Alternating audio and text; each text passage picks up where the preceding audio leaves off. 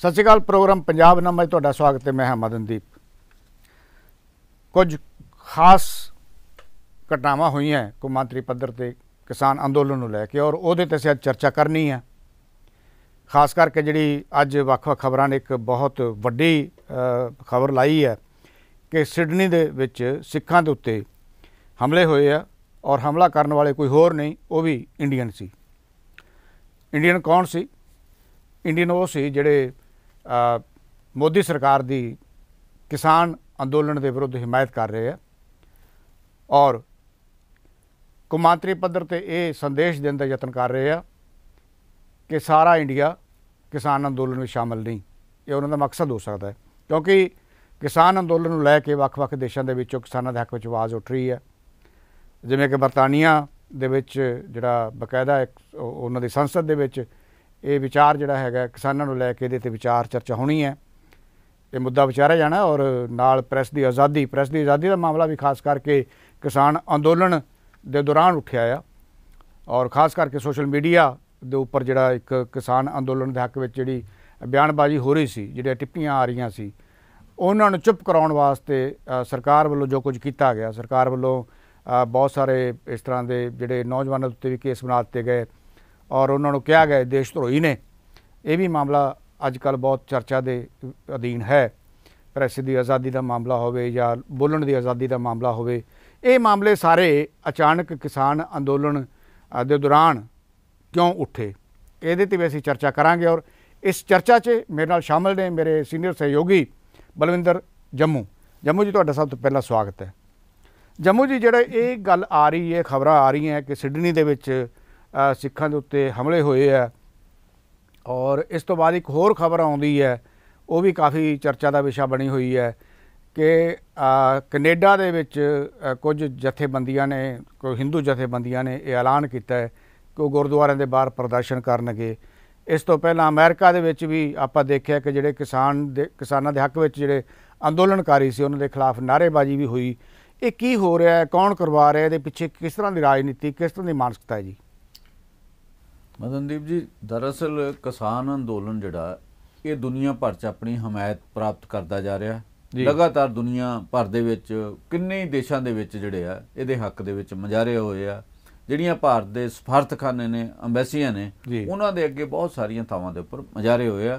खेती कानूनां दे विरुद्ध होए जी। मोदी सरकार दे अल्टीमेटली विरोध च जांदे ने जी।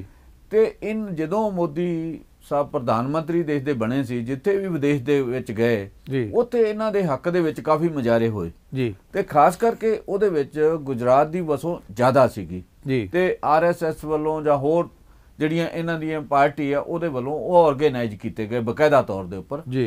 ते हुण इन्हां लगदा है कि किते ना किते भी वो जिहड़ा हरमन प्यारता दे रूप दे विच पेश कीता जांदा सी भी मोदी वर्गा जिहड़ा प्रधानमंत्री देश नूं मिलिया, जिहदी देश दे विच नहीं विदेश दे विच भी इन्नी हरमन प्यारता हैगी है।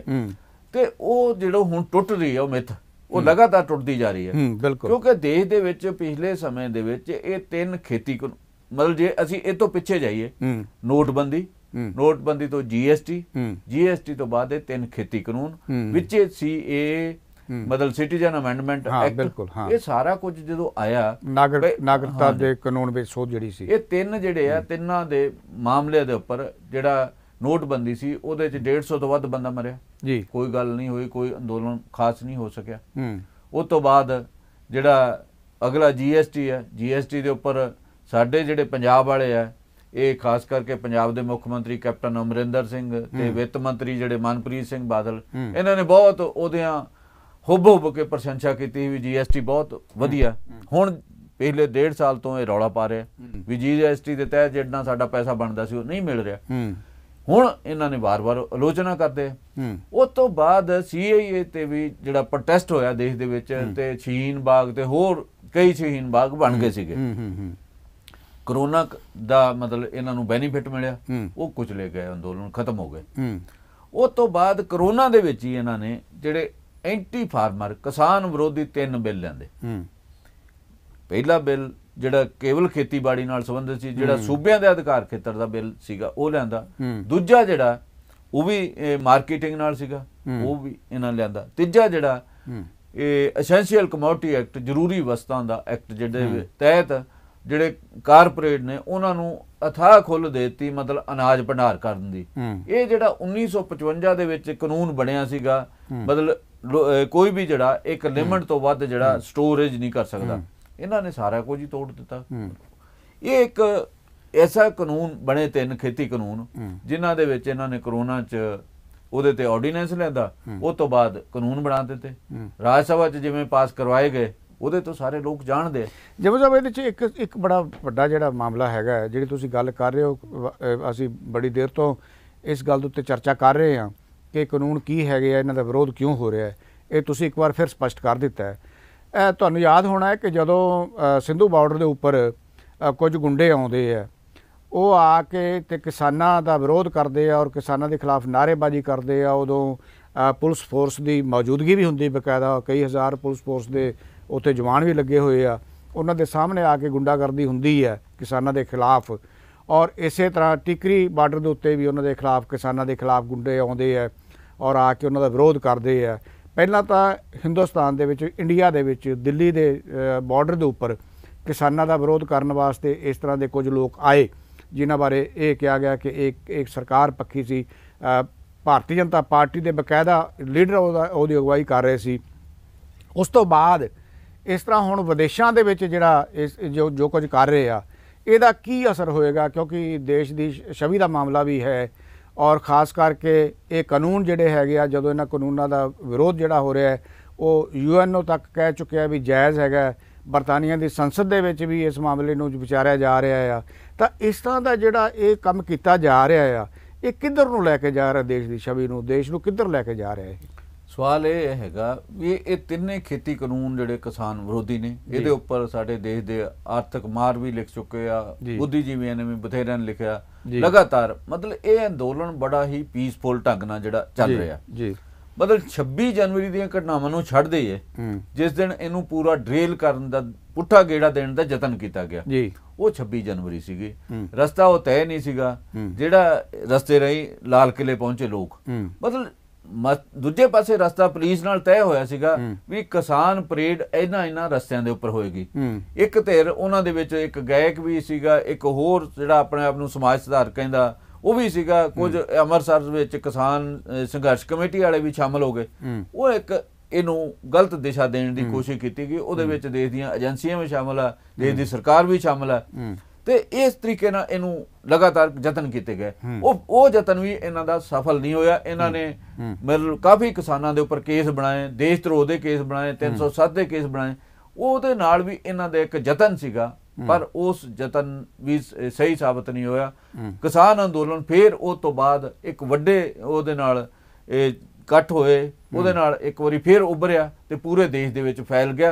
ਤੇ ਹੁਣ ਜਿਹੜਾ ਪਿੱਛੇ ਇਹਨਾਂ ਰੇਲ ਰੋਕੋ ਕੀਤਾ ਸੀਗਾ, ਉਹਦੇ ਨਾਲ 21 ਸੂਬਿਆਂ ਦੇ ਵਿੱਚ ਰੇਲ ਰੋਕੋ ਹੋਇਆ।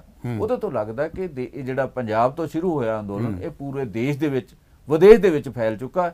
ਇਸ ਅੰਦੋਲਨ ਨੂੰ ਕਿਵੇਂ ਖਦੇੜਨਾ, ਇਹਦੇ ਬਾਰੇ ਬਿਆਨਬਾਜ਼ੀ ਕੀਤੀ ਗਈ ਲੰਮੀ, ਅਸੀਂ ਕਈ ਵਾਰੀ ਉਹਦੇ ਤੇ ਗੱਲ ਕੀਤੀ ਹੈ, ਉਹਨੂੰ ਦੁਬਾਰਾ ਦੁਹਰਾਉਣ ਦਾ ਕੋਈ ਲੋੜ ਨਹੀਂ, ਮੈਂ ਸਮਝਦਾ ਇਹ ਹੁੰਦੀ ਰਹੀ। ਹੁਣ ਜਿਹੜਾ ਵਿਦੇਸ਼ ਵਾਲਾ, ਇਸ ਅੰਦੋਲਨ ਦੀ ਵਿਸ਼ੇਸ਼ ਤੌਰ ਤੇ ਵਿਦੇਸ਼ਾਂ ਦੇ ਵਿੱਚ ਬਹੁਤ ਹਰਮਨ ਪਿਆਰਤਾ, ਖੁੱਲ ਕੇ ਲੋਕ ਇਹਦੇ ਹੱਕ ਦੇ ਵਿੱਚ ਡਟੇ ਆ, ਖੁੱਲ ਕੇ ਉਹਨਾਂ ਨੇ ਇੱਥੋਂ ਦੀਆਂ ਐਮਬੈਸੀਆਂ ਦੇ ਵਿਰੋਧ ਕੀਤਾ। ਹੁਣ ਇਹ ਲੱਗਦਾ ਵੀ ਵਿਦੇਸ਼ਾਂ ਦੇ ਵਿੱਚ ਜਦੋਂ ਪ੍ਰਧਾਨ ਮੰਤਰੀ ਮੋਦੀ ਜਾਣਗੇ, ਉਹਨਾਂ ਨੂੰ ਲਾਜ਼ਮੀ ਤੌਰ ਤੇ ਕਾਲੇ ਝੰਡਿਆਂ ਦਾ ਸਾਹਮਣਾ ਕਰਨਾ ਪਏਗਾ, ਪ੍ਰੋਟੈਸਟ ਦਾ ਸਾਹਮਣਾ ਕਰਨਾ। ਦੂਜੇ ਪਾਸੇ ਜੰਮੂ ਸਾਹਿਬ ਇਹ ਵੀ ਹੈ ਨਾ ਵੀ ਜਦੋਂ ਪ੍ਰਧਾਨ ਮੰਤਰੀ ਜਾ ਕੇ ਟਰੰਪ ਦੇ ਹੱਕ ਵਿੱਚ ਬੋਲਦੇ ਆ ਤਾਂ ਇੱਕ ਵੱਡਾ ਇਕੱਠ ਕਰਨ ਵਿੱਚ ਸਫਲ ਰਹਿੰਦੇ ਆ ਉਹ, ਕਿਉਂਕਿ ਗੁਜਰਾਤ ਦੀ ਜਨਤਾ ਵੀ ਕਾਫੀ ਉੱਥੇ ਬੈਠੀ ਹੈ ਔਰ ਮੋਦੀ ਨੂੰ ਚਾਹੁਣ ਵਾਲੇ ਵੀ ਉੱਥੇ ਬਹੁਤ ਭਾਰੀ ਤਾਦਾਦ ਦੇ ਵਿੱਚ ਲੋਕ ਰਹਿੰਦੇ ਆ, ਚਾਹੇ ਅਮਰੀਕਾ ਹੋਵੇ, ਚਾਹੇ ਕੈਨੇਡਾ ਹੋਵੇ, ਚਾਹੇ ਆਸਟ੍ਰੇਲੀਆ ਹੋਵੇ। ਤਾਂ ਉਹ ਉਸ ਤਰ੍ਹਾਂ ਦੇ ਲੋਕਾਂ ਨੂੰ ਭਰਮਾਉਣਾ ਔਰ ਆਪਸੀ ਟਕਰਾਅ ਪੈਦਾ ਕਰਨਾ ਵਿਦੇਸ਼ਾਂ ਦੇ ਵਿੱਚ, ਜਿੱਥੇ ਲੋਕ ਜਾ ਕੇ ਆਪਣਾ ਜਿਹੜਾ ਇੱਕ ਤਰ੍ਹਾਂ ਦੀ ਰੁਜ਼ਗਾਰ ਦੇ ਖਾਤਰ ਗਏ ਹੋਏ ਲੋਕ ਹੈਗੇ ਆ, ਜਿਹੜੇ ਇਸ ਝੰਜਟ ਤੋਂ ਦੂਰ ਜਾ ਕੇ ਪਹਿਲਾਂ ਹੀ ਇੱਥੋਂ ਉਹ ਬਹੁਤ ਸਾਰੇ ਇਸ ਤਰ੍ਹਾਂ ਦੀਆਂ ਮੁਸ਼ਕਲਾਂ ਦੇ ਵਿੱਚੋਂ ਲੰਘ ਕੇ ਗਏ ਆ, ਇਹਨਾਂ ਚੀਜ਼ਾਂ ਤੋਂ ਤੰਗ ਆ ਕੇ ਲੋਕ ਜਿਹੜੇ ਹੈਗੇ ਆ ਉਹ ਵਿਦੇਸ਼ਾਂ ਵਿੱਚ ਗਏ ਆ, ਨਹੀਂ ਤਾਂ ਉਹਨਾਂ ਦਾ ਜੀਅ ਨਹੀਂ ਕਰਦਾ ਦੇਸ਼ ਛੱਡਣ ਦਾ। ਵਿਦੇਸ਼ਾਂ ਦੇ ਵਿੱਚ ਵੀ ਇਹ ਲੋਕ ਜਿਹੜੇ ਹੈਗੇ ਆ, ਉਹਨਾਂ ਨੂੰ ਉਹਨਾਂ ਦੀ ਜਿਹੜੀ ਪੀਸਫੁਲ ਲਾਈਫ ਆ, ਉਹਨਾਂ ਦੀ ਸ਼ਾਂਤੀਪੂਰਵਕ ਜਿਹੜੀ ਲਾਈਫ ਹੈਗੀ, ਆਪਣੇ ਕੰਮ 'ਚ ਲੱਗੇ ਲੋਕਾਂ ਨੂੰ ਇਸ ਪਾਸੇ ਨੂੰ ਤੋਰਨਾ ਜਿਹੜਾ ਹੈਗਾ, ਇਹਦੇ ਤੋਂ ਬਚਿਆ ਕਿਵੇਂ ਜਾ ਸਕਦਾ ਆ? ਦੇਖੋ, ਜਦੋਂ ਸਰਕਾਰ ਦੀ ਹੀ ਸ਼ੈ ਪ੍ਰਾਪਤ ਹੋਵੇ, ਸਰਕਾਰ ਹੀ ਇਸ ਪਾਸੇ ਵੱਲ ਨੂੰ ਚਲਾਉਣਾ ਹੀ ਚਾਹੁੰਦੀ ਹੋਵੇ, ਜਿਹੜੀਆਂ ਦਿੱਲੀ ਦੀਆਂ ਘਟਨਾਵਾਂ ਨੇ, ਜਿਹੜੇ ਇੱਟਾਂ ਪੱਥਰ ਮਾਰਨ ਦੀਆਂ ਘਟਨਾਵਾਂ ਨੇ, ਜਿਹਦੇ ਰਾਹੀਂ ਇਹ ਫੇਲ ਕਰਨਾ ਚਾਹੁੰਦੇ ਸੀਗੇ, ਉਹਦੇ 'ਚ ਇਹਨਾਂ ਨੂੰ ਅਸਫਲਤਾ ਹੱਥ ਲੱਗੀ। ਹੁਣ ਇਹ ਵਿਦੇਸ਼ ਸਿਡਨੀ ਵਾਲਾ ਜਿਹੜਾ ਮਾਮਲਾ, ਇਹਦੇ 'ਚ ਵੀ ਇਹਨਾਂ ਨੂੰ ਸਫਲਤਾ ਨਹੀਂ ਹੱਥ ਲੱਗਣੀ। ਨਹੀਂ, ਇਹ ਤਾਂ ਸਿੱਧੇ ਦੋ ਧਰਮਾਂ ਦਾ ਟਕਰਾਅ ਦਿਖਾਇਆ ਜਾ ਰਿਹਾ ਉੱਥੇ। ਇਹ ਬੀਜੇਪੀ ਦੀ ਜਿਹੜੀ ਹੈ ਹਾਕਮ ਧਿਰ ਇਸ ਵੇਲੇ ਦੇਸ਼ ਦੀ, ਇਹਨੇ ਇੱਕ ਥਾਂ ਦੇ ਟਕਰਾਅ ਥੋੜੀ ਦਿਖਾਇਆ। ਕਿਉਂਕਿ ਪੰਜਾਬ ਦੇ ਵਿੱਚ ਤਾਂ ਇਹ ਨਿਰੋਲ ਅੰਦੋਲਨ ਕਿਸਾਨਾਂ ਦਾ ਅੰਦੋਲਨ ਆ, ਇਹ ਸਰਬ ਧਰਮ ਅੰਦੋਲਨ ਲੜ ਰਹੇ ਆ, ਔਰ ਵਿਦੇਸ਼ ਦੇ ਵਿੱਚ ਜਿਹੜਾ ਹੈਗਾ ਉਹਨੂੰ ਸਿੱਖ ਵਰਸਸ ਹਿੰਦੂ ਬਣਾਉਣਾ, ਜਿਹੜੀ ਇਹ ਵੱਡੀ ਜਿਹੜੀ ਰਾਜਨੀਤੀ ਹੋ ਰਹੀ, ਵੱਡੀ ਚਾਲ ਜਿਹੜੀ ਚੱਲੀ ਜਾ ਰਹੀ ਹੈ, ਇਹਦੇ ਤੋਂ ਸੁਚੇਤ ਕਿਵੇਂ ਕੀਤਾ ਜਾਏਗਾ, ਲੋਕਾਂ ਨੂੰ ਕਿਵੇਂ ਸਮਝਾਇਆ ਜਾਏਗਾ? ਦੇਖੋ, ਜਦੋਂ ਇਸ ਤੋਂ ਪਹਿਲਾਂ ਲੋਕਾਂ ਦੀਆਂ ਰਸੋਈਆਂ ਦੇ ਵਿੱਚ ਮੀਟ ਵੀ, ਇਹਦੇ 'ਚ ਗਾਂ ਦਾ ਮੀਟ ਬਣਦਾ ਹੋ ਸਕਦਾ ਹੈ ਜੀ, ਫਲਾਣਾ, ਮਤਲਬ 150 ਕਿੰਨੇ ਬੰਦੇ ਜਿਹੜੇ ਆ ਹਜੂਮੀ ਭੀੜ ਨੇ ਮਾਰਤੇ, ਕਿਸੇ ਨੂੰ ਕੋਈ ਸਜ਼ਾ ਨਹੀਂ ਹੋਈ, ਕੁਝ ਨਹੀਂ ਹੋਇਆ। ਮਤਲਬ ਇਲਾਹਾਬਾਦ ਹਾਈ ਕੋਰਟ ਨੇ ਫੈਸਲਾ ਦਿੱਤਾ ਵੀ ਤੁਸੀਂ ਜਿਹੜੇ ਆ ਕੇਸ ਬਣਾਏ ਆ, ਇਹਨਾਂ ਦੇ ਵਿੱਚ ਕਿਸੇ ਇੱਕ ਕੇਸ ਦੀ ਜਾਂਚ ਕਰਵਾਈ ਹੈ, ਐਨਾਲਿਸਿਸ ਕਰਵਾਇਆ ਵੀ ਇਹ ਮੀਟ ਵਾਕਈ ਗਾਂ ਦਾ ਸੀਗਾ ਜਾਂ ਕਾਹਦਾ ਮੀਟ ਸੀਗਾ।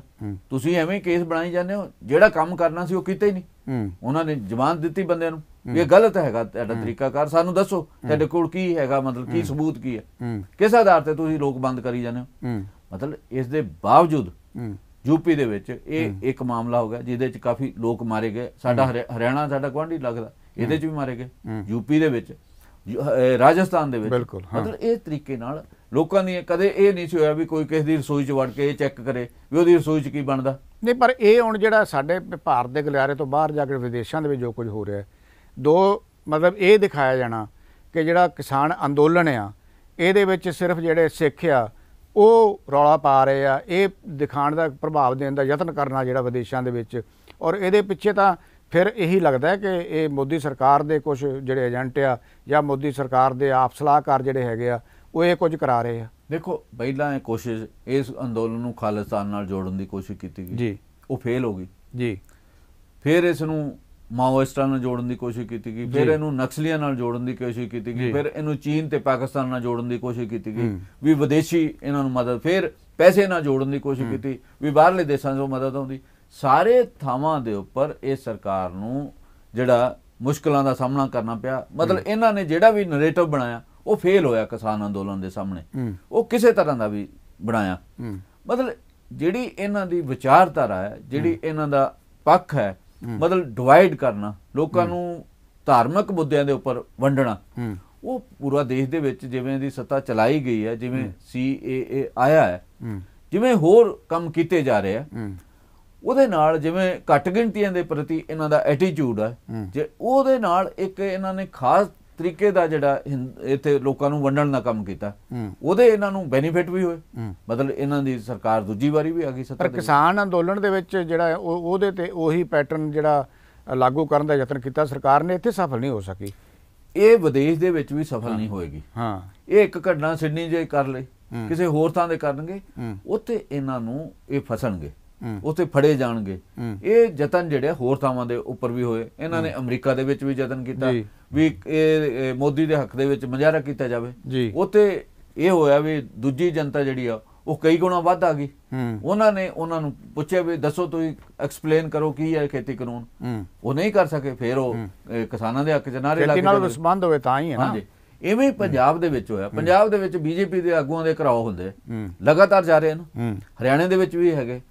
ਉਹਨਾਂ ਨੂੰ ਪੁੱਛਿਆ ਜਾਂਦਾ ਹੈ ਵੀ ਤੁਸੀਂ ਦੱਸੋ ਤਾਂ ਸਹੀ ਵੀ ਕਿਸਾਨਾਂ ਦੇ ਹਿੱਤ ਦੇ ਵਿੱਚ ਕੀ ਆ, ਹੱਕ ਦੇ ਵਿੱਚ, ਇਹਨਾਂ ਦੇ ਕਾਨੂੰਨਾਂ ਦੇ ਵਿੱਚ ਕੀ ਹੈ।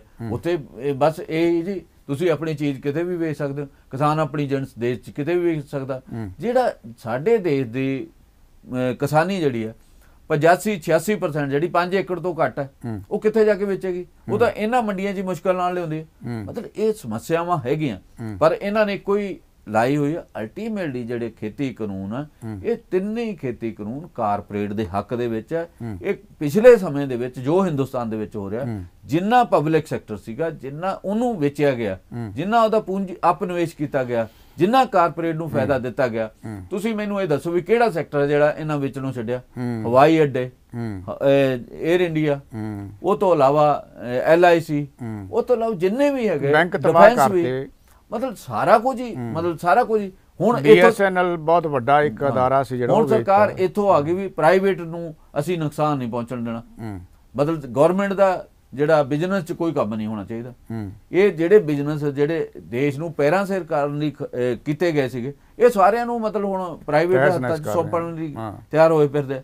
ਮਤਲਬ ਸਾਰਾ ਕੁਝ ਉਸ ਦਿਸ਼ਾ ਦੇ ਵਿੱਚ ਚਲਾ ਗਿਆ। ਇੱਕ ਕਿਸਾਨਾਂ ਦੀਆਂ ਜਿਹੜੀਆਂ ਜ਼ਮੀਨਾਂ ਰਹਿ ਗਈਆਂ ਸੀਗੀਆਂ, ਅਲਟੀਮੇਟਲੀ ਬਾਕੀ ਤਾਂ ਸਾਰਾ ਕੁਝ ਖੋਲ ਦਿੱਤਾ ਗਿਆ ਨਾ। ਤੁਸੀਂ ਕਿਤੇ ਨਿਗਾਹ ਮਾਰ ਕੇ ਦੇਖ ਲਓ ਵੀ ਇਹਨਾਂ ਨੇ 2.5 ਲੱਖ ਕਰੋੜ ਜਿਹੜਾ ਰੁਪਈਆ ਪਬਲਿਕ ਸੈਕਟਰ ਤੋਂ ਪੂੰਜੀ ਨਿਵੇਸ਼ ਕਰਕੇ ਲੈਣਾ ਹੈ ਸਾਲ ਦੇ ਵਿੱਚ। ਇਸ ਦਾ ਮਤਲਬ ਕਿੰਨਾ ਵੱਡੇ ਪੱਧਰ ਤੇ ਜਿਹੜਾ ਪਬਲਿਕ ਸੈਕਟਰ ਕਿਹਾ ਇਹ ਜਾਂਦਾ ਵੀ ਇਹ ਬਿਮਾਰ ਹੋ ਗਿਆ, ਇਹ ਚੱਲ ਨਹੀਂ ਸੀ ਰਹੀ ਸਨਅਤ, ਇਸ ਕਰਕੇ ਅਸੀਂ ਪ੍ਰਾਈਵੇਟ ਸੈਕਟਰ ਦੇ ਨੇ। ਰੇਲਵੇ ਤਾਂ ਚੰਗਾ ਭਲਾ ਪੈਸੇ ਕਮਾਉਂਦਾ ਹੈ, ਉਹਨੂੰ ਕਿਉਂ ਤੁਸੀਂ ਨਿੱਜੀ ਹੱਥਾਂ 'ਚ ਦੇ ਰਹੇ ਹੋ? LIC ਤੁਹਾਨੂੰ ਹਰ ਸਾਲ ਬਜਟ ਦੇ ਵਿੱਚ 40,000 ਕਰੋੜ ਰੁਪਈਆ ਦਿੰਦੀ ਹੈ, ਮਤਲਬ ਉਹਨੂੰ ਕਿਉਂ ਇਸ ਪਾਸੇ ਵੱਲ ਤੋਰ ਰਹੇ? ਮਤਲਬ ਇਹ ਕਈ ਅਦਾਰੇ। ਤੁਹਾਡੇ ਕਹਿਣ ਦਾ ਭਾਵ ਇਹ ਆ ਵੀ ਇਹ ਸਾਰੀਆਂ ਗੱਲਾਂ ਇਸ ਕਰਕੇ ਅਸੀਂ ਕਰ ਰਹੇ ਹਾਂ ਕਿ ਕਿਸੇ ਗੱਲ ਦਾ ਵੀ ਕਿਸੇ ਨੂੰ ਵੀ ਭੁਲੇਖਾ ਨਾ ਰਵੇ, ਕਿਉਂਕਿ ਜਿਹੜੀ ਸਾਜ਼ਿਸ਼ ਕੀਤੀ ਜਾ ਰਹੀ ਹੈ, ਜਿਹੜੀ ਸਾਜ਼ਿਸ਼ ਦਾ ਸ਼ਿਕਾਰ ਕਰਨ ਦਾ ਯਤਨ ਕੀਤਾ ਜਾ ਰਿਹਾ ਹੈ, ਉਹ ਸਾਜ਼ਿਸ਼ ਤੋਂ ਬਚਣ ਦੀ ਲੋੜ ਹੈਗੀ ਹੈ। ਕਿਉਂਕਿ ਵਾਰ-ਵਾਰ ਅਸੀਂ ਗੱਲ ਕਹਿ ਰਹੇ ਹਾਂ, ਅਸੀਂ ਪਹਿਲਾਂ ਵੀ ਕਹਿੰਦੇ ਆ ਰਹੇ ਹਾਂ, ਅੱਜ ਵੀ ਅਸੀਂ ਇਹ ਗੱਲ ਕਹੀ ਹੈ, ਜੰਮੂ ਸਾਹਿਬ ਵੀ ਗੱਲ ਕਰ ਰਹੇ ਸੀ ਕਿ ਇਹਨਾਂ ਨੇ ਇੱਕ ਯਤਨ ਕੀਤਾ ਅੰਦੋਲਨ ਨੂੰ ਧਰਮ ਦੇ ਨਾਲ ਜੋੜਨ ਦਾ। ਧਰਮ ਤੋਂ ਬਾਅਦ ਇਹਨਾਂ ਨੇ ਫਿਰ ਜਿਹੜਾ ਹੈਗਾ ਇਹਦੇ ਨਾਲ ਅੱਤਵਾਦ ਨਾਲ ਜੋੜਨ ਦਾ ਯਤਨ ਕੀਤਾ, ਪਾਕਿਸਤਾਨ ਨਾਲ ਜੋੜਨ ਦਾ ਯਤਨ ਕੀਤਾ, ਚੀਨ ਨਾਲ ਜੋੜਨ ਦਾ ਯਤਨ ਕੀਤਾ।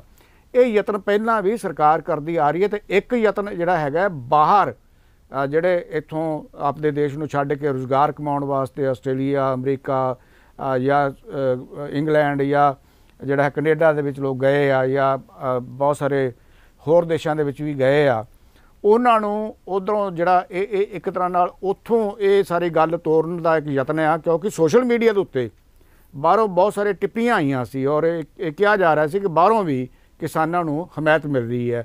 ਉਸ ਹਮਾਇਤ ਨੂੰ ਤੋੜਨ ਦਾ ਯਤਨ ਕੀਤਾ ਜਾ ਰਿਹਾ ਤਾਂ ਕਿ ਇਹ ਪ੍ਰਭਾਵ ਦਿੱਤਾ ਜਾਵੇ ਕਿ ਤੁਸੀਂ ਪਹਿਲਾਂ ਗਲਤ ਕਹਿ ਰਹੇ ਸੀ, ਬਾਹਰ ਬੈਠੇ ਲੋਕ ਜਿਹੜੇ ਹੈਗੇ ਆ ਉਹ ਕਿਸਾਨਾਂ ਦੇ ਹੱਕ ਵਿੱਚ ਨਹੀਂ ਹੈਗੇ ਬਿਲਕੁਲ ਹੀ।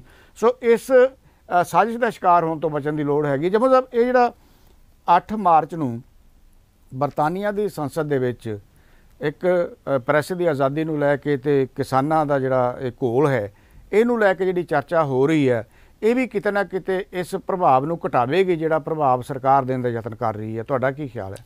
ਦੇਖੋ, ਬਰਤਾਨੀਆ ਦੇ ਵਿੱਚ ਇੱਕ ਕਾਨੂੰਨ ਹੈਗਾ ਜਿਹਦੇ ਤਹਿਤ ਇਹ ਚਰਚਾ ਹੋਣੀ ਆ ਵੀ ਕੋਈ ਧਿਰ ਜਿਹੜੀ ਹੈ 10,000 ਜਿਹੜੇ ਦਸਤਖਤ ਕਰਾ ਕੇ ਦਵੇ ਤਾਂ ਉਹਦੇ ਤਹਿਤ ਜਿਹੜਾ ਉਹਦੀ ਘੋਖ ਕਰਨ ਤੋਂ ਬਾਅਦ ਉੱਥੋਂ ਦੀ ਸੰਸਦ ਦੇ ਵਿੱਚ ਉਹਦੇ ਤੇ ਬਹਿਸ ਹੁੰਦੀ ਹੈ ਤੇ 1.5 ਘੰਟੇ ਦੀ ਇਹ ਬਹਿਸ ਹੋਣੀ ਹੈ।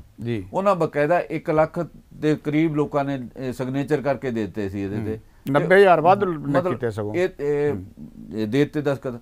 ਉਹ ਤੋਂ ਬਾਅਦ ਹੁਣ ਸੋਮਵਾਰ ਦਾ ਦਿਨ ਤੈਅ ਹੋਇਆ, 1.5 ਘੰਟੇ ਦੀ ਜਿਹੜੀ ਬਹਿਸ ਹੋਏਗੀ ਜੀ। ਉਸ ਬਹਿਸ ਦੇ ਵਿੱਚ ਇੱਥੇ ਕੀ ਇਹਦੇ 'ਚ ਉਲੰਘਣਾਵਾਂ ਹੋਈਆਂ, ਮਨੁੱਖੀ ਅਧਿਕਾਰਾਂ ਦੀ ਕੀ ਉਲੰਘਣਾ ਹੋਈ, ਕੀ ਕੇਸ ਬਣੇ, ਇਹ ਸਾਰੇ ਮਾਮਲੇ ਉਹਦੇ 'ਚ ਡਿਸਕਸ਼ਨ 'ਚ ਆਉਣਗੇ। ਇਹ ਮਾਮਲੇ ਜਦੋਂ ਡਿਸਕਸ਼ਨ 'ਚ ਆਉਣਗੇ ਉਹਦੇ ਨਾਲ ਭਾਰਤ ਸਰਕਾਰ ਹਿੰਦੁਸਤਾਨ ਦੇ ਵਿੱਚ ਕੀ ਪ੍ਰੋਬਲਮ ਆਈਆਂ, ਕਿਹਨਾਂ ਦੇ ਖਿਲਾਫ ਦੇਸ਼ ਧਰੋਹ ਦੇ ਮਾਮਲੇ ਬਣੇ, ਪ੍ਰੈਸ ਦੀ ਆਜ਼ਾਦੀ ਦਾ ਕੀ ਹਾਲਤ ਰਹੀ, ਇਹ ਸਾਰਾ ਕੁਝ ਉੱਥੇ ਡਿਸਕਸ਼ਨ ਹੋਏਗਾ। ਇਹਦੇ ਨਾਲ ਦੋਨਾਂ ਦੇਸ਼ਾਂ ਦੇ ਸੰਬੰਧਾਂ ਤੇ ਕੀ ਅਸਰ ਪਏਗਾ। ਜੇ ਬਰਤਾਨੀਆ ਦੇ ਵਿੱਚ ਇਹ ਡਿਸਕਸ਼ਨ ਹੁੰਦੀ ਹੈ, ਕੱਲ ਨੂੰ ਹੋਰ ਦੇਸ਼ਾਂ ਦੇ ਵਿੱਚ ਇਹਦੇ ਵਿੱਚ ਕੀ ਜਿਹੜਾ ਬਰਤਾਨੀਆ ਦੇ ਵਿੱਚ ਜਿਹੜਾ ਖਾਸ ਕਰ ਜਿਹੜੇ ਮੀਡੀਆ ਦੀ ਆਜ਼ਾਦੀ ਨੂੰ ਲੈ ਕੇ, ਪ੍ਰੈਸ ਦੀ ਆਜ਼ਾਦੀ ਨੂੰ ਲੈ ਕੇ ਜਿਹੜੀ ਗੱਲਬਾਤ ਹੋਣੀ ਹੈ, ਇਹਦੇ ਵਿੱਚ ਜਿਹੜਾ ਲੰਬਾ ਸਮਾਂ ਜੰਮੂ ਕਸ਼ਮੀਰ ਦੀਆਂ ਅਖਬਾਰਾਂ ਬੰਦ ਰਹੀਆਂ, ਟੋਟਲ ਮੀਡੀਆ ਜਿਹੜਾ ਹੈਗਾ ਉੱਥੇ ਬੰਦ ਰਿਹਾ, ਉਹ ਵੀ ਇੱਕ ਪ੍ਰੈਸ ਦੀ ਆਜ਼ਾਦੀ ਦੇ ਉੱਤੇ ਸਭ ਤੋਂ ਵੱਡਾ ਹਮਲਾ ਸੀ। ਮੇਰਾ ਖਿਆਲ ਹੈ ਵੀ ਦੁਨੀਆ ਦਾ ਸਭ ਤੋਂ ਵੱਡਾ ਹਮਲਾ ਕਿਹਾ ਜਾ ਸਕਦਾ ਹੈ। ਇਹ ਵੀ ਉਹਦੇ ਵਿਚਾਰ ਅਧੀਨ ਹੋਵੇਗਾ ਕਿ ਇਕੱਲਾ ਇਹ ਕਿਸਾਨ ਅੰਦੋਲਨ ਦੇ ਸੰਬੰਧ ਵਿੱਚ ਹੀ ਹੈ? ਦੇਖੋ, ਗੱਲ ਇਹ ਹੁੰਦੀ ਬਹਿਸ ਜਦੋਂ ਛਿੜ ਪਵੇ ਜੀ, ਉਹ ਕਿਸੇ ਪਾਸੇ ਨੂੰ ਵੀ ਜਾ ਸਕਦੀ ਹੈ ਜੀ। ਉਹਦੇ ਵਿੱਚ ਜੇ ਅਖਬਾਰਾਂ ਦੇ ਮਾਮਲੇ ਤੇ ਪ੍ਰੈਸ ਦੀ ਆਜ਼ਾਦੀ ਤੇ ਚੱਲੀ ਤਾਂ ਉਹਦੇ ਵਿੱਚ ਜੰਮੂ ਕਸ਼ਮੀਰ ਵੀ ਆ ਜਾਏਗਾ ਜੀ। ਇਹ ਨਹੀਂ ਹੋਏਗਾ ਜੇ ਮੇਨਲੀ ਕਿਸਾਨ ਅੰਦੋਲਨ ਦੇ ਦੌਰਾਨ ਕੀ ਜਾਤੀਆਂ ਹੋਈਆਂ ਜੋ ਆਏਗਾ ਤਾਂ ਉਹਦੇ ਵਿੱਚ ਟੋਟਲ ਦਿੱਲੀ ਦੇ ਵਿੱਚ ਕਿੰਨੇ ਕੇਸ ਬਣੇ, ਸਰਾਤੇ ਕੀ ਹੋਇਆ, ਕਿਹੋ ਜਿਹੇ ਉੱਥੇ ਕਿੱਲ ਠੋਕੇ ਗਏ, ਕਿਹੋ ਜਿਹੇ ਬੈਰੀਕੇਡਿੰਗ ਕੀਤੀ ਗਈ, ਕਿਉਂ ਇਹੋ ਜਿਹੀ ਤਾਂ ਅਸੀਂ ਸਾਡੇ ਦੇਸ਼ ਦੀਆਂ ਸਰਹੱਦਾਂ ਦੇ ਉੱਪਰ ਵੀ ਨਹੀਂ ਬੈਰੀਕੇਡਿੰਗ ਹੈਗੀ। ਮੀਡੀਆ ਨੂੰ ਵੀ ਜਾਣ ਤੋਂ ਰੋਕਿਆ ਗਿਆ ਉੱਥੇ, ਬਿਲਕੁਲ ਮੀਡੀਆ ਨੂੰ ਜਾਣ ਤੋਂ ਰੋਕਿਆ ਗਿਆ। ਇਹ ਸਾਰੇ ਮਾਮਲੇ ਆਉਣਗੇ ਤੇ ਜਦੋਂ ਬਹਿਸ ਪ੍ਰੈਸ ਦੀ ਹੋਏਗੀ, ਪ੍ਰੈਸ ਦੇ ਵਿੱਚ ਫਿਰ ਜੰਮੂ ਕਸ਼ਮੀਰ 'ਚ ਕੀ ਕੁਝ ਹੋਇਆ ਉਹ ਮਾਮਲੇ ਵੀ ਆਉਣਗੇ। ਇਹ ਸਾਰੇ ਮਾਮਲੇ ਆਉਣਗੇ ਤਾਂ ਇਹ ਲਾਜ਼ਮੀ ਤੌਰ ਤੇ ਹੈ ਕਿ ਕਈ ਕੁਝ ਡਿਸਕਸ਼ਨ ਹੋਵੇ। ਇਹਦੇ ਨਾਲ ਦੋਨਾਂ ਦੇਸ਼ਾਂ ਦੇ ਸੰਬੰਧਾਂ ਦੇ ਕੀ ਅਸਰ ਪਏਗਾ? ਪਹਿਲਾਂ ਹੀ ਭਾਰਤ ਬਾਰੇ ਇਸ ਕਿਸਮ ਦੀਆਂ ਗੱਲਾਂ ਆ ਰਹੀਆਂ ਨੇ ਵੀ ਇਸ ਦੇਸ਼ ਦੇ ਵਿੱਚ ਪ੍ਰੈਸ ਦੀ ਆਜ਼ਾਦੀ ਦਾ ਜਿਹੜਾ ਗਲਾ ਹੌਲੀ ਹੌਲੀ ਘੋਟਿਆ ਜਾ ਰਿਹਾ। ਵੈਸੇ ਵੀ ਸਾਡੇ ਦੇਸ਼ ਦਾ ਕਾਰਪੋਰੇਟ ਮੀਡੀਆ ਜਿਹੜਾ ਮੇਰਾ ਖਿਆਲ 95% ਤਾਂ ਸਾਡੇ ਦੇਸ਼ 'ਚ ਕਾਰਪੋਰੇਟ ਹੀ ਹੋਏਗਾ। ਜਿਹੜੇ ਚੈਨਲ ਆ, ਅਖਬਾਰਾਂ ਨੇ ਵੱਡੀਆਂ, ਉਹ ਸਾਰੀਆਂ ਤਾਂ ਕਾਰਪੋਰੇਟ ਦੇ। ਅਮਰੀਕਾ ਦੀ ਇੱਕ ਸੰਸਥਾ ਨੇ ਵੀ ਜਿਹੜਾ ਹੈਗਾ ਇਸ ਤਰ੍ਹਾਂ ਦਾ ਮਸਲਾ ਉਠਾਇਆ ਪ੍ਰੈਸ ਦੀ ਆਜ਼ਾਦੀ ਨੂੰ ਲੈ ਕੇ, ਜਾਂ ਜਿਹੜੇ ਹਿਊਮਨ ਰਾਈਟਸ ਦਾ ਮਾਮਲਾ ਹੈਗਾ ਉਹਨੂੰ ਲੈ ਕੇ ਬਹੁਤ ਸਾਰੀ ਚਰਚਾ ਹੋਈ ਹੈ। ਇਹ ਜਿਹੜੀ ਇੱਕ ਨਵੀਂ ਜਿਹੜੀ ਵਿਦੇਸ਼ਾਂ ਤੋਂ ਜਿਹੜੀ ਚਰਚਾ ਇਹ ਉੱਠ ਰਹੀ ਹੈ, ਦੇਖੋ ਇਹ ਕਿਸੇ ਸੰਸਦ ਦੇ ਵਿੱਚ ਇਹ ਗੱਲ ਵਿਚਾਰੀ ਜਾਣੀ ਇਹ ਆਪਣੇ ਆਪ 'ਚ ਬਹੁਤ ਨਮੋਸ਼ੀ ਦਾ ਮਾਮਲਾ ਹੋ ਸਕਦਾ ਦੇਸ਼ ਲਈ। ਔਰ ਇਸੇ ਤਰ੍ਹਾਂ ਜਦੋਂ ਇਹ ਜਿਹੜੇ ਕੰਮ ਹੋ ਰਹੇ ਆ, ਕੀ ਤੁਹਾਨੂੰ ਲੱਗਦਾ ਹੈ ਕਿ ਜੇ ਸਿਡਨੀ ਦੇ ਵਿੱਚ ਇਸ ਤਰ੍ਹਾਂ ਹਮਲੇ ਹੋ ਰਹੇ ਆ ਜਾਂ ਕੱਲ੍ਹ ਨੂੰ ਜੇ ਹੋਰ ਟਕਰਾਅ ਕਿਤੇ ਸਾਨੂੰ ਦੇਖਣ ਨੂੰ ਮਿਲਦਾ ਹੈ ਕੈਨੇਡਾ ਜਾਂ ਅਮਰੀਕਾ ਦੇ ਵਿੱਚ, ਤਾਂ ਕੀ ਤੁਹਾਨੂੰ ਲੱਗਦਾ ਹੈ ਕਿ ਮੋਦੀ ਸਰਕਾਰ ਜਿਹੜੀ ਹੈਗੀ ਹੈ ਵੀ ਇਹਨੂੰ ਆਰਾਮ ਨਾਲ ਇੱਥੇ ਬੈਠੀ ਵੇਖਦੀ ਰਹੇਗੀ? ਕੀ ਸਰਕਾਰ ਦਾ ਫਰਜ਼ ਨਹੀਂ ਹੋਊਗਾ ਕਿ ਉੱਥੋਂ ਦੀ ਸਰਕਾਰ ਨਾਲ ਗੱਲ ਕਰਕੇ ਉੱਥੇ ਇਹ ਜਿਹੜੇ ਮਸਲੇ ਉੱਠ ਰਹੇ ਆ ਇਹਨਾਂ ਨੂੰ ਬੰਦ ਕਰਾਉਣ ਦੀ ਅਪੀਲ ਕੀਤੀ ਜਾਏ ਜਾਂ ਉਹਨਾਂ ਤੋਂ ਮੰਗ ਕੀਤੀ ਜਾਏ? ਇਹ ਫਰਜ਼ ਵੀ ਬਣਦਾ ਪ੍ਰਧਾਨ ਮੰਤਰੀ ਦਾ। ਦੇਖੋ ਪ੍ਰਧਾਨ ਮੰਤਰੀ ਦੇ ਤਾਂ ਕਈ ਫਰਜ਼ ਬਣਦੇ। ਪ੍ਰਧਾਨ ਮੰਤਰੀ ਕਈ ਗੱਲਾਂ ਕਰਦੇ ਨੇ। ਮਤਲਬ ਉਹ ਵਿਦੇਸ਼ ਦੇ ਵਿੱਚ ਅਮਰੀਕਾ ਦੇ ਵਿੱਚ ਜਦੋਂ ਟਰੰਪ ਹਮਾਇਤੀਆਂ ਨੇ ਉਹਨਾਂ ਦੇ ਕੈਪੀਟਲ ਹਿੱਲ ਤੇ ਉੱਪਰ ਜਿੱਥੇ ਪਾਰਲੀਮੈਂਟ ਆ ਉੱਥੇ ਹਮਲਾ ਕਰਤਾ ਸੀ, ਇਹਨਾਂ ਨੇ ਉਦੋਂ ਬਿਆਨ ਦਿੱਤਾ ਸੀਗਾ ਵੀ ਇਹ ਨਹੀਂ ਸੀ ਹੋਣਾ ਚਾਹੀਦਾ। ਪਰ ਇੱਥੇ ਦੇਸ਼ ਦੇ ਵਿੱਚ 250 ਦੇ ਕਰੀਬ ਕਿਸਾਨ ਇਸ ਅੰਦੋਲਨ 'ਚ ਦਮ ਤੋੜ ਗਏ, ਕੁਰਬਾਨੀਆਂ ਕਰ ਗਏ। ਉਹਦੇ ਪ੍ਰਧਾਨ ਮੰਤਰੀ ਨੇ ਹਰ ਹਫ਼ਤੇ ਮਨ ਕੀ ਬਾਤ ਜਦੋਂ ਕਰਦੇ ਉਹਦੇ 'ਚ ਕਦੇ ਵੀ ਚਰਚਾ ਨਹੀਂ ਕੀਤੀ। ਦੇਸ਼ ਦੀ ਸੰਸਦ ਦੇ ਵਿੱਚ ਵੀ ਇਹ ਸਵਾਲ ਉੱਠਿਆ ਵੀ ਜਿਹੜੇ ਮਾਰੇ ਗਏ ਲੋਕ ਨੇ, ਕਿਸਾਨ ਨੇ, ਉਹਨਾਂ ਦੇ ਵਾਰਸਾਂ ਨੂੰ ਕੋਈ ਮੁਆਵਜ਼ਾ ਦਿੱਤਾ? ਉਹਨਾਂ ਨੇ ਕਿਹਾ ਸਾਨੂੰ ਤਾਂ ਪਤਾ ਹੀ ਨਹੀਂ ਕੋਈ ਮਰਿਆ ਆ। ਮਤਲਬ ਹਾਲਤ ਇਹ ਹੈ, ਮਤਲਬ ਇੰਨਾ ਮਤਲਬ ਇਸ ਅੰਦੋਲਨ ਦੇ ਪ੍ਰਤੀ ਸਰਕਾਰ ਦਾ ਜਿਹੜਾ ਐਟੀਟਿਊਡ ਆ, ਸਰਕਾਰ ਦਾ ਜਿਹੜਾ ਨਜ਼ਰੀਆ ਉਹ ਕਿਸ ਕਿਸਮ ਦਾ? ਫਿਰ ਤੇ ਇੱਕ ਹੋਰ ਵੀ ਜ਼ਿਕਰ ਕਰਨਾ ਬਣਦਾ ਜੰਮੂ ਸਾਹਿਬ ਕਿ ਇੱਕ ਕਿਸਾਨ ਹਰਿਆਣੇ ਦਾ ਅੰਦੋਲਨ ਦੇ ਵਿੱਚ ਜਦੋਂ ਮਰਿਆ ਤਾਂ ਇੱਕ ਮੰਤਰੀ ਨੇ ਕਿਹਾ, ਕਿਸੇ ਨੇ ਪੁੱਛਿਆ ਕਿ ਫਲਾਣਾ ਕਿਸਾਨ ਮਰਿਆ ਹੈ, ਤਾਂ ਮੰਤਰੀ ਨੇ ਕਿਹਾ ਕਿ ਘਰ ਹੀ ਕਿਉਂ ਨਹੀਂ ਮਰ ਗਿਆ, ਉੱਥੇ ਕਿਉਂ ਮਰਿਆ ਆ? ਨਹੀਂ, ਉਹਨਾਂ ਕਿਹਾ ਵੀ ਇਹਨਾਂ ਕਿਸਾਨਾਂ ਨੇ ਤਾਂ ਮਰਨਾ ਹੀ ਸੀਗਾ, ਇਹ ਉੱਥੇ ਮਰ ਗਏ, ਜੇ ਘਰ ਹੁੰਦੇ ਤਾਂ ਵੀ ਮਰਨਾ ਹੀ ਸੀਗਾ। ਦੇਖੋ ਤੁਸੀਂ, ਇਹ ਉਹਨਾਂ ਦਾ ਐਟੀਟਿਊਡ ਸੀਗਾ। ਇਸ ਕਿਸਾਨ ਇਸ ਦੇ ਮਤਲਬ ਇਹ ਅਣਮਨੁੱਖੀ ਜਿਹੜਾ ਪ੍ਰਗਟਾਵਾ ਸੀ ਉਹਨਾਂ ਦਾ, ਇਹਦੇ ਤੇ ਕਿਸਾਨਾਂ ਨੇ ਉਹਨਾਂ ਦੀ ਬਹੁਤ ਨਿਖੇਧੀ ਕੀਤੀ। ਕੁਝ ਖਾਪ ਪੰਚਾਇਤਾਂ ਨੇ ਕਿਹਾ ਵੀ ਅਸੀਂ ਇਹਨਾਂ ਦਾ ਸੋਸ਼ਲ ਬਾਈਕਾਟ ਕਰਾਂਗੇ। ਮਤਲਬ ਇਹ ਹਾਲਤ ਹੈਗੀ ਆ ਮਤਲਬ ਮੰਤਰੀਆਂ ਦੀ। ਇਹ ਤੋਂ ਜੇ ਅਸੀਂ ਪਿੱਛੇ ਵੀ ਜਾਈਏ, ਜਦੋਂ ਕਰੋਨਾ ਕਾਲ ਸੀਗਾ, ਜਦੋਂ ਸ਼ੁਰੂ ਲੋਕਡਾਊਨ ਹੋਇਆ ਦੇਸ਼ ਦੇ ਵਿੱਚ, ਉਦੋਂ ਕਿੰਨੇ ਲੋਕ ਮਾਰੇ ਗਏ, ਉਹਨਾਂ ਦੇ ਮੁਆਵਜ਼ੇ ਦੀ ਵੀ ਗੱਲ ਇਹਦੇ ਪਾਰਲੀਮੈਂਟ ਦੇ ਵਿੱਚ ਉੱਠੀ। ਇਹਨਾਂ ਕਹਿੰਦੇ ਸਾਡੇ ਕੋਲ ਤਾਂ ਗਿਣਤੀ ਨਹੀਂ ਹੈਗੀ। ਮਤਲਬ ਇਹ ਸਰਕਾਰ ਦਾ ਐਟੀਟਿਊਡ ਹੈ। ਮਤਲਬ ਇਸ ਤਰੀਕੇ ਦੀ ਹਾਲਤ ਸਾਡੇ ਦੇਸ਼ ਦੀ ਸਰਕਾਰ ਦੀ ਹੈਗੀ ਹੈ ਜਿਹੜੀ ਕਿ ਅਨਫਾਰਚੂਨੇਟ ਆ, ਬਦਕਿਸਮਤੀ ਆ। ਹੁਣ ਇਹਦੇ ਨਾਲ ਹੀ ਜਿਹੜਾ ਇਹ ਮਾਮਲਾ ਨੇ, ਇਹਦੇ ਦੇਸ਼ ਕਿੱਧਰ ਨੂੰ ਜਾ ਰਿਹਾ? ਮਹਿੰਗਾਈ ਨੇ ਕਿੰਨਾ ਮਤਲਬ ਲੋਕਾਂ ਦਾ ਕਜੂਮਰ ਕੱਢਿਆ ਹੋਇਆ। ਮੇਰਾ ਖਿਆਲ ਰਸੋਈ ਗੈਸ ਜਿਹੜੀ ਆ, ਇਹ ਜਿਹੜਾ ਸਿਲੰਡਰ 2 ਮਹੀਨੇ ਪਹਿਲਾਂ 700 ਦਾ ਹੁੰਦਾ ਸੀਗਾ, ਉਹ 1000 ਰੁਪਏ ਦੇ ਤਕਰੀਬਨ ਨੇੜੇ ਹੋ ਗਿਆ, 830 ਰੁਪਏ ਦਾ ਹੋ ਗਿਆ, 900 ਰੁਪਏ ਦੇ ਮਤਲਬ ਇੱਥੇ ਚਲੇ ਗਿਆ। ਤੇਲ 100 ਰੁਪਏ ਤੋਂ ਉੱਪਰ ਟੱਪ ਗਿਆ।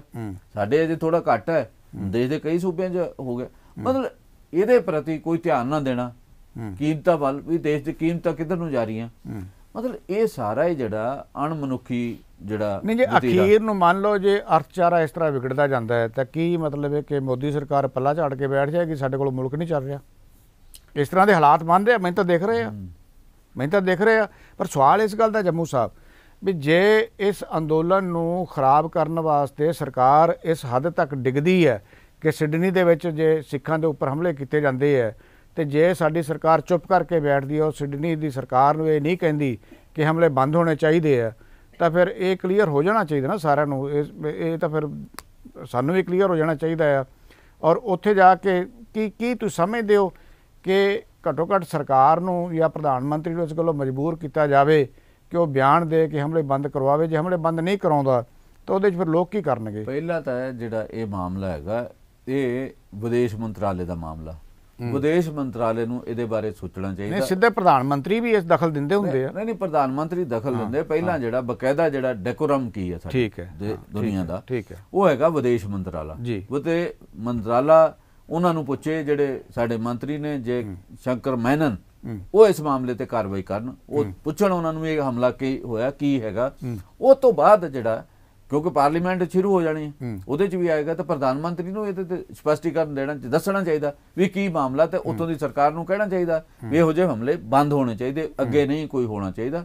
ਇਹਦੇ ਦੇ ਉੱਪਰ ਆਪਣੀ ਰਾਏ ਜਿਹੜੀ ਹੈ ਸਾਫ਼ ਤੌਰ ਤੇ ਦੇਣੀ ਚਾਹੀਦੀ ਹੈ। ਇਹਦੇ ਨਾਲ ਜੇ ਉੱਥੇ ਹੁੰਦੇ ਕੋਈ ਗੱਲ ਵਿਗੜਦੀ ਹੈ, ਉਹਦੇ ਨਾਲ ਦੇਸ਼ ਦਾ ਜਿਹੜਾ ਅਕਸ ਆ ਉਹਨੂੰ ਢਾਹ ਲੱਗੇਗੀ। ਇਸ ਕਰਕੇ ਇਹਨਾਂ ਹਮਲਿਆਂ ਨੂੰ ਰੋਕਿਆ ਜਾਣਾ ਚਾਹੀਦਾ, ਇਹਨਾਂ ਨੂੰ ਵਧਣ ਨਹੀਂ ਦੇਣਾ ਚਾਹੀਦਾ। ਠੀਕ ਹੈ ਜੀ, ਬਹੁਤ ਸ਼ੁਕਰਾਨੇ ਜੰਮੂ ਸਾਹਿਬ, ਤੁਸੀਂ ਬਹੁਤ ਵਿਸਥਾਰਪੂਰਵਕ ਜਿਹੜੀ ਹੈਗੀ ਹੈ ਜਾਣਕਾਰੀ ਦਿੱਤੀ, ਚਰਚਾ ਕੀਤੀ ਹੈ। ਬਹੁਤ ਬਹੁਤ ਧੰਨਵਾਦ। ਤੁਹਾਨੂੰ ਪ੍ਰੋਗਰਾਮ ਕਿਵੇਂ ਲੱਗਿਆ ਤੁਸੀਂ ਆਪਣੇ ਵਿਚਾਰ ਜ਼ਰੂਰ ਦੇਣਾ। ਸਾਡੇ ਨਾਲ ਹਮੇਸ਼ਾ ਇਸੇ ਟਾਈਮ ਤੇ ਇਸ ਪ੍ਰੋਗਰਾਮ ਨੂੰ ਦੇਖਣ ਲਈ ਬਣਿਆ ਰਿਹਾ ਕਰੋ। ਬਹੁਤ ਬਹੁਤ ਸ਼ੁਕਰੀਆ।